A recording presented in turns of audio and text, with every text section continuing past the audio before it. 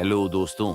आज की कहानी है एक ऐसे रहस्यमयी लड़के की जो हमेशा अकेला रहता था।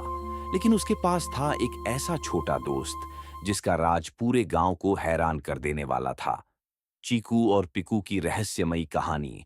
एक छोटे से पहाड़ी गांव में चीकू नाम का एक लड़का रहता था। चीकू बहुत शांत था। वह ज्यादा किसी से बात नहीं करता था। गांव के बच्चे उसके साथ खेलना चाहते थे, लेकिन चीकू हमेशा जंगल की तरफ चला जाता, क्योंकि उसका सबसे अच्छा दोस्त इंसान नहीं था। वह था एक छोटा सा सफेद चमकदार लोमड़ी का बच्चा। पिकू पिकू की आंखें रात में नीली चमकती थीं, और सबसे अजीब बात, वह सिर्फ चीकू की बात समझती थी। हर रात चीकू और पिकू जंगल में घूमने जाते। कभी वे जुगनुओं के पीछे भागते, तो कभी नदी किनारे बैठकर सितारे देखते।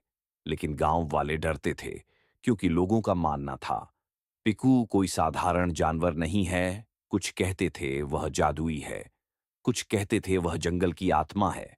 लेकिन चीकू को फर्क नहीं पड़ता था, क्योंकि जब पूरी दुनिया उसे अकेला छोड़ देती, तब पिकू हमेशा उसके साथ रहती। एक दिन गांव में एक अजीब घटना हुई। गांव के सारे बच्चे अचानक गायब होने लगे।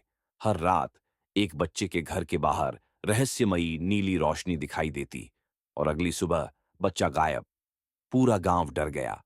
लोगों ने जंगल जाना बंद कर दिया। और फिर एक रात वही नीली रोशनी चीकू के घर के बाहर दिखाई दी। गांव वालों ने खिड़की से देखा। चीकू और पिकू चुपचाप जंगल की तरफ जा रहे थे।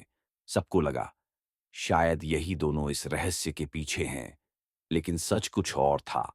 जंगल के अंदर एक पुरानी गुफा थी, जहां बच्चे फंसे हुए थे। दरअसल एक बूढ़ा जादूगर बच्चों को पकड़कर अपनी शक्ति बढ़ाना चाहता था। चीकू डर गया, लेकिन तभी पिकू की आंखें तेज चमकने लगीं। पहली बार पिकू इंसानों की भाषा में बोली, डरो मत चीकू। सच्ची बहादुरी डर खत्म होने से नहीं, बल्कि डर के बावजूद सही काम करने से आती है। चीकू हैरान रह गया, लेकिन उसने हिम्मत नहीं हारी। पिकू ने अपनी जादुई रोशनी से गुफा को चमका दिया। चीकू ने सभी बच्चों को बाहर निकाला, और जब जादूगर ने उन्हें रोकने की कोशिश की, तभी पिकू आसमान की तरफ उछली, और उसकी चमक पूरे जंगल में फैल गई। तेज रोशनी के साथ जादूगर गायब हो गया। बच्चे सुरक्षित थे। पूरा गांव खुश था। लेकिन जब चीकू ने पीछे मुड़कर देखा, पिकू वहां नहीं थी। सिर्फ उसकी छोटी चमकती घंटी जमीन पर पड़ी थी। चीकू की आंखों में आंसू आ गए। उसे लगा उसने अपना सबसे अच्छा दोस्त खो दिया। लेकिन उसी रात खिड़की के बाहर हल्की सी आवाज आई, टिंग टिंग। चीकू बाहर भागा, और वहां पिकू बैठी थी, पूंछ हिलाते हुए।